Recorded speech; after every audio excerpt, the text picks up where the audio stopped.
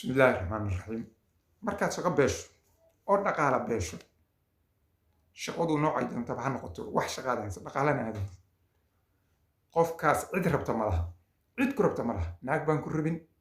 tol baan ku rabin qaraabaan ku rabin ehelaan ku rabin cid ku tirsanaysa ma leh cid aad xisaabta ugu jirtid ma leh cid ku qiimeynaysa cid ku sharfaysa ma leh cid aad la weyntahay ama qiimo ugu fadhida ma laha xataa xoog baad leedahay caqli baad leedahay xataa lama rabo caqligaaga iyo xoogaaga waa dhaqanka Soomaaliya aan ku arkay maanta xilligan joogo dhaqanka Soomaaliya maanta joogta ha kala qaadin waxa kugu rabtaa oo aad ugu qiimo ugu leedahay oo agtooda wax la xusab aad ka tahay markaad dhaqaale haysato sababta aan ma garanayo waa wax laga sameeyay sababta marka keenaysa dhaqaalihii ragga qaarkii ama dadka qaarkii Soomaaliya inay si xun u raadiyaan oo meel xun ka raadiyaan ama khamro ka raadiyaan ama tuuga ka raadiyaan ama ka raadiyaan hobolnimo iyo hees oo dhaqaali si ay sharaftooda u ilaaliyaan way wax hadaadan dhaqaaleysa wax sharaf Soomaaliya agteed ka mid wax ciisaa ka mid wax xataa ku salaamaya male waxa ku dhaama doorada iyo ariga iyo geela la dhaqdo iyo waxaas ku dhaama iyo beeraha iyo waxaas ku dhaama hunguriga la cunaya ku dhaama marka Soomaaliya waxay dadku ku qiimeysaa hadba hunguri ay ka helayaan hadaan mar ayagu hunguri siinaysid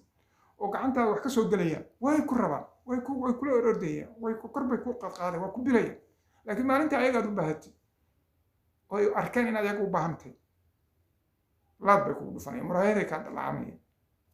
waa dhibaato anigu aan arko waa waxaan ogaaday way baari way hadda ogaaday way walaalka baan ku rimin walaasha baan ku rimin waa lagu socaya meelahaas laga shaqan dadku ugu shaqeeyo kugu shaqeysanay oo dhaaya kii wax ma taro way wuxuu isugu yaala ma wuu tugsadaa wuu dawarsadaa wuu aan yowsadaa wuxuu asaguna wuxuu dadka ugu yaala ma laakiin isa markaa haddii xaaladdu isbedesho oo ilaahay waxa ka dulqaadan imtixaanka ka bixiyo oo ilaahay subxaanahu wa tacaala wax ku keeno dhaqaale ku siiyo oo ilaahay waa la fududahay oo walba dhibka si fudud buu ku keenay si fudud sida hanti ku ayagoo yaacaya ku imaanaya dhammaan tolka asagoo yaacaya saaxiibada ayagoo yaacaya naagihii ayagoo yaacaya qolo walbaba boqorkiiyo agaasimihiiyo indhaargaradkiiyo marka hore codkaaga ma muuqanay hadalkaaga xataa walaalka xataa waxba kuma ogola walaalkaaga xataa garabka ugu dhufanayo ku riixaya xataa asagaan xataa hadalkaaga qiimeynay bal iska daa nin kale walaalka hadalkaaga ma qiimeynayo waa markuu ku ogaado inaad tabar darantaada xoolo haysan waxba haysan laakiin maalintuu og yahay inaad xoolo leedahay waa walaal buu ku yahay sokeeyo ku yahay tal buu ku yahay dadku kugu faanaya